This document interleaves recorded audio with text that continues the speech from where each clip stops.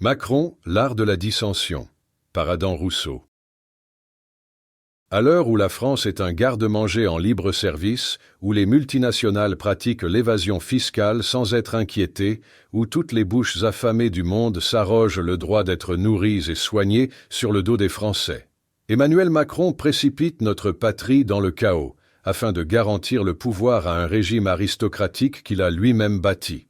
Tandis que le nouveau Front populaire se voit déjà gouverner la France dans une cohabitation anarchique, Macron, par la dissolution de l'Assemblée nationale, assure la régence de l'Élysée à son héritier. Pour en déceler le forfait, il suffit de contempler la réélection de Yaël Braun-Pivet à la présidence du Palais Bourbon, où le prince conserve une majorité de sages au Conseil constitutionnel, empêchant ainsi au Rassemblement national et au Front populaire d'appliquer leurs réformes. Au nez et à la barbe de tous, le roi prépare une mise en scène de l'échec de ses opposants politiques pour assurer la régence de son trône au dauphin. La France d'Emmanuel Macron, terre de tous les péchés, où les politiques semblent forts avec les faibles et faibles avec les forts. La France où les élites exercent un droit de cuissage fiscal sur les honnêtes gens, pour leur permettre de dilapider le pays dans un faste indécent par une mise en dissension forcée des citoyens. La France, où la culture des Lumières a été sacrifiée sur l'autel du consumérisme et de l'égocentrisme. L'esprit des Lumières paraît si lointain à l'aune de la théorie du genre et du wokisme. Pour la première fois depuis 1930, une crise intellectuelle sans précédent s'abat sur l'Hexagone. Cela se ressent dans la politique où les débats sociétaux sous l'égide de la politesse d'agrément ont fait place au dogmatisme réfractaire. Dès lors, la montée aux extrêmes demeure constante et les votes de détestation s'installent durablement, ce qui permet à une nouvelle aristocratie de ne plus considérer les volontés du peuple. Dans de telles conditions, le gouvernant se transforme peu à peu en autocrate. Puis, après avoir subtilement détruit les partis politiques classiques, la montée perpétuelle des politiques extrémistes transforme la France en un régime aristocratique. À savoir que le pouvoir appartient à un petit groupe d'individus qui devient au fil du temps exempt d'honorer la démocratie. Ce régime qui impose une illusion de démocratie, les Français le ressentent tous. Ils le ressentent dans leur fort intérieur sans vraiment le comprendre, impuissants au dérobement de leurs droits et de leurs conditions de vie. La Constitution et les exercices démocratiques semblent désarmés face à cette nouvelle technocratie qui dicte par de subtils stratagèmes politiques son idéal contre la volonté des Français. Pour les aristocrates, la politique ne concourt pas à revêtir une vision ou un objectif précis dans l'intérêt des Français, ils veulent le pouvoir et s'affranchir du respect de la démocratie pour jouir de privilèges indécents. Afin d'atteindre cet objectif, leur stratégie principale s'établit dans la mise en dissension des citoyens. En d'autres termes, ils cultivent les différences dans des circonstances tirées du climat, de la religion, de la situation économique ou encore des idéologies politiques. L'opposition, quant à elle, paraît bien boniface, entre les progressistes qui voient l'avenir de la France à travers le prisme de l'islamisation et des droits LGBT, et les conservateurs incapables d'appréhender la structure politique qui assujettit les citoyens par une immigration et une délinquance forcée. Sans conteste, le Rassemblement national, la France insoumise, Europe, Écologie Les Verts et Reconquête tombent aisément dans ces mécanismes de mise en dissension des citoyens, ils jouent le jeu de la Macronie sans s'en apercevoir. L'exemple le plus frappant, c'est la nouvelle droite, c'est celle qui n'a plus qu'un mot à la bouche, celui de guerre civile, inapte à comprendre que la prétendue guerre civile qu'ils annoncent est déjà gagnée, dans la mesure où la guerre représente un acte de violence engagé pour contraindre l'adversaire à se soumettre à notre volonté. Or, nous sommes déjà soumis. Il n'y a aucun intérêt pour les délinquants et les migrants à engager un conflit ouvert avec la majorité des Français, car l'équilibre des forces n'est point en leur faveur. Ces nouveaux acteurs incarnent une classe sociale nouvellement façonnée, un leurre au service du gouvernant Macron, destiné à mouvoir une hégémonie sans précédent sur le peuple, Nos prétendus insurgés disposent déjà de toutes les largesses sociales existantes dans notre système. Ils peuvent s'en délecter à loisir. Ils n'ont plus besoin de respecter les lois, ils peuvent les abuser à merci. Nourris, logés, gavés par les aides sociales, cette guerre civile, ils l'ont déjà gagnée. Les Français, quant à eux, ressemblent à des sortes de cerfs contraints à subvenir aux besoins toujours plus importants de cette nouvelle classe sociale. Tel est prix qu'ils croyaient prendre si les délinquants estiment ne pas en avoir assez. Il leur suffit de menacer avec violence la République et ses citoyens pour que le gouvernement courbe l'échine. Quel est l'intérêt de cette guerre civile, alors que nous achetons la paix sociale, à savoir que le contribuable rémunère des individus pour qu'ils daignent respecter leur intégrité physique?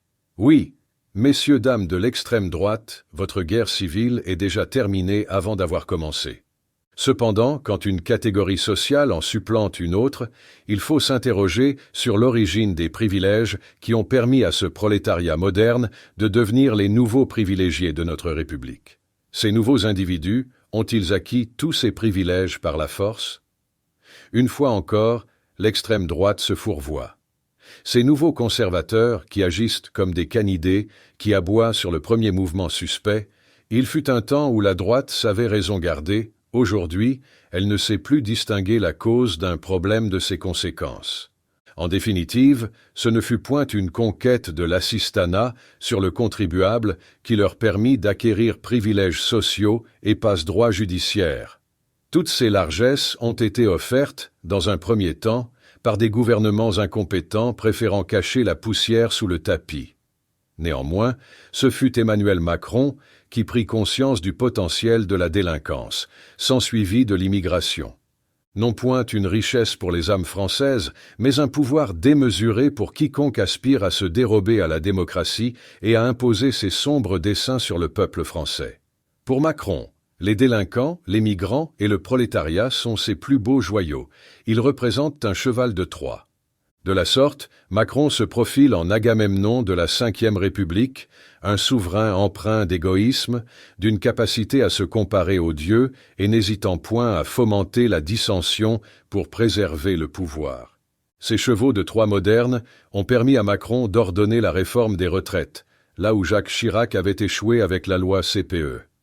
Ils ont permis à Macron de se représenter, en dépit d'un quinquennat marqué par les dénis de démocratie, là où François Hollande n'osa même pas briguer un second mandat. Enfin, ils ont permis à Macron d'obtenir sa réélection avec une cote de confiance de 26%, là où Nicolas Sarkozy fut tenu en échec avec une cote de confiance de 40%.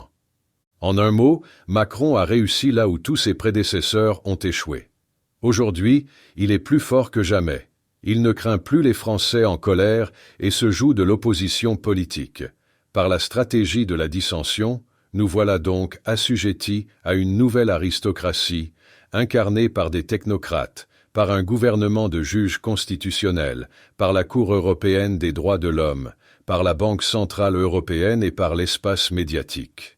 La plupart des citoyens ne comprennent pas comment nous avons pu en arriver là.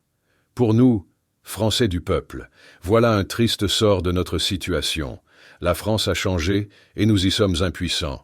La France n'est plus la même, mais comment s'y résoudre? Nos aïeux ont bâti un système sous lequel tout le monde pouvait être soigné, où tout un chacun pouvait disposer d'une propriété, où les parents espéraient leurs enfants généraux ou architectes. Aujourd'hui, les Français s'affrontent pour des promotions dans les supermarchés. Les Français s'affrontent pour obtenir des dirigeants un billet de 50 €, prétextant une nécessité plus pressante que leurs voisins. Les Français s'affrontent pour acquérir un logement social. Les Français s'affrontent sur Parcoursup pour obtenir le droit d'étudier dans le supérieur. Nous sommes un peuple délité et cela n'a rien d'anodin. Cette mise en dissension permet de mettre en lumière la question existentielle de cette nouvelle France. Par quel concours de circonstances cette cohorte de technocrates a-t-elle pu s'enrichir et nous contraindre à agir à l'encontre de nos propres volontés? La réponse à cette question tient en un élément de langage, l'incommensurable « en même temps ». Cette expression qui pendant plus de 2000 ans s'appelait « diviser pour mieux régner ». Les médias nous vendent le « en même temps » de Macron comme un président de la République indécis, un homme si empli de vertu qu'il ne sait plus à qui accorder ses bonnes grâces. Un homme tiraillé entre le bien et le bien, le bon et le bon. Un homme si pieux qu'il se retrouve dans l'impossibilité de faire des choix. D'un point de vue plus prosaïque, en se penchant dans notre rétroviseur historique, le « en même temps » macronien n'incarne qu'une application stricto sensu du « diviser pour mieux régner ». Ainsi, ces nouveaux aristocrates misent l'intégralité de leur pouvoir sur la dissension des citoyens en appliquant ce stratagème à tous les piliers de la République. Il suffit à Macron de ne point agir sur la délinquance et l'immigration pour faire ressortir les instincts les plus grégaires des Français. Dès lors, l'aristocratie a gagné sur la démocratie. Dans la mesure où le pouvoir et leurs abus sont protégés par la détestation entre l'extrême gauche et l'extrême droite, il ne reste plus qu'une seule entité capable de gouverner, c'est l'aristocratie. Dans une telle configuration politique, le gouvernant s'assimile à un souverain, ces nouveaux cols blancs peuvent forcer les Français à travailler jusqu'à 64 ans, pratiquer l'évasion fiscale, s'enrichir à merci, et imposer leurs idéaux sur un peuple désabusé en incapacité de se défendre.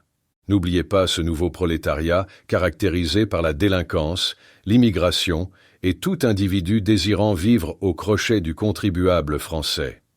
Pendant 7 longues années, il était dans les petits papiers de Macron, mais pour combien de temps encore? C'est un cheval de Troie, et comme toute diversion, elle concourt à prendre les coups à la place de celui qui la conçoit.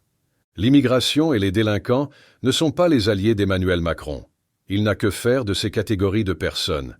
Il les utilise jusqu'au jour où il n'en aura plus besoin. Mais, soyez certains que ces nouveaux venus paieront la note à la place de notre cher président. Le laxisme social et judiciaire ne représente qu'une illusion qui pourrait leur coûter cher.